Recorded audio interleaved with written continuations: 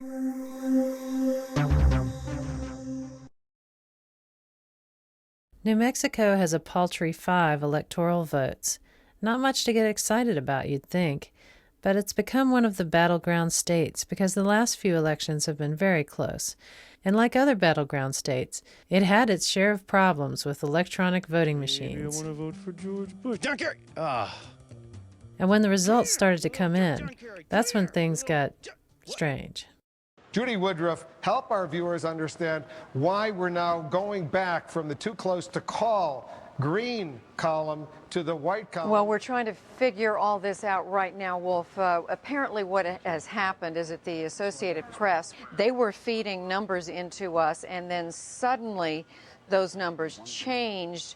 In other words, there was about, I'm told, a 2,000 to 6,000 vote margin between President Bush's position and John Kerry's position, and then that margin grew suddenly.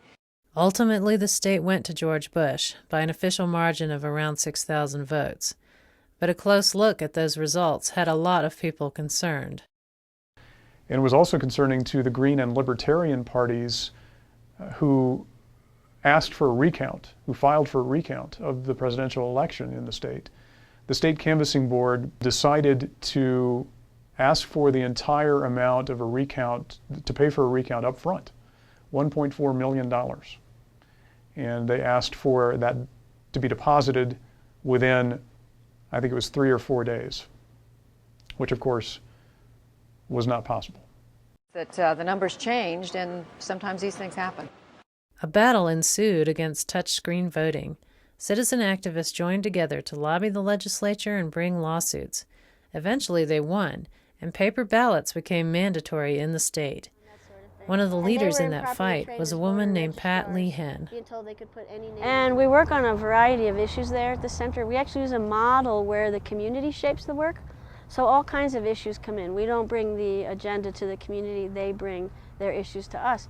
And one of the issues that came before us was election integrity. But one of my biggest concerns now is what we just learned a couple of weeks ago about how our data are handled on election night. So on election night in New Mexico, the polls close, and we've all gotten to vote on paper, which feels really good. But it's the electronic count that actually matters. The paper ballot is marked by the voter. It's fed into an ES&S M100 optical scan machine, and then it's electronically counted. And then when the polls close, the presiding judge takes that memory card, it's called a PCM CIA card, and that is taken out of each optical scan machine, safely and securely delivered to the county clerk's office, and then the county clerk puts it in what's called an Omni drive. It's an industrial a card reader, and that Omni drive is plugged into each county clerk's computer. And then the county clerk then types in a web address and electronically, via the internet, sends those election results to, I always want to say, to our Secretary of State, who we elected to run our elections, but it's not sent to her. It's actually sent to a company called Seawolf, Auburn Seawolf, LLC. And Auburn Seawolf is actually Jonathan and Sandra Ryan. They're the owners of that company, and they live in Tijeras, New Mexico. And so the servers that receive our election night data in New Mexico, those servers are located in the basement of the home of Jonathan and Sandra Ryan. So, our votes end up here. Seawolf maintains these servers without any oversight. The Ryans are also responsible for programming the cards that tally the votes in each machine. Now, here's an email from the Deputy County Clerk of Bernalillo County, the biggest in the state, saying he has no idea what happens to the data once he uploads it to Seawolf, and maybe we should ask the contractor that hired Seawolf. So it must be the Secretary of State's office that counts the votes against the signature rosters, right?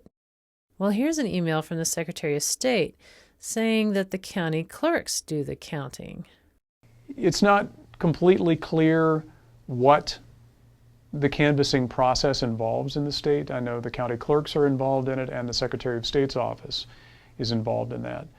But there are instances in which data have gone all the way through the system and been shown to not necessarily be reconciled There was a precinct in Bernalillo County in 2006 that had about 300 more votes counted than there were signatures on the roster, in a district in which one candidate beat the other by about 800 votes. Seawolf is at the heart of all this. So far, Jonathan Ryan has only said 2 words to reporters: no comment. But if I can just get them to give me an interview, there'll be no more confusion. I have to try. This is Auburn Seawolf. Hi. Hello. Hey, Jonathan.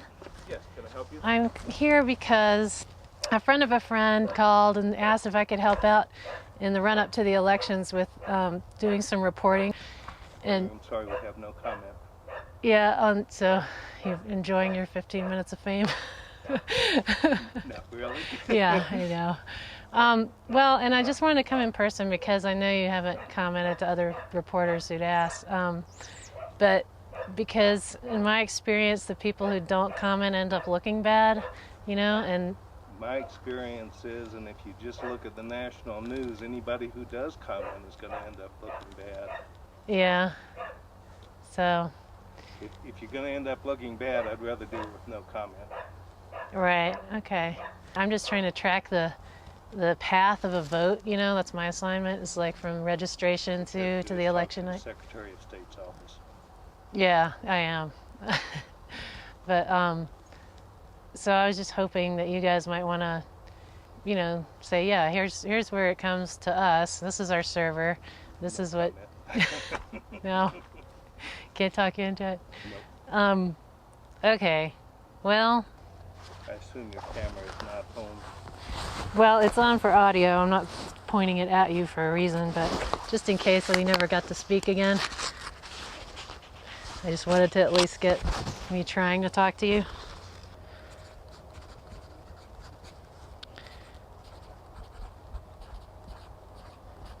Okay.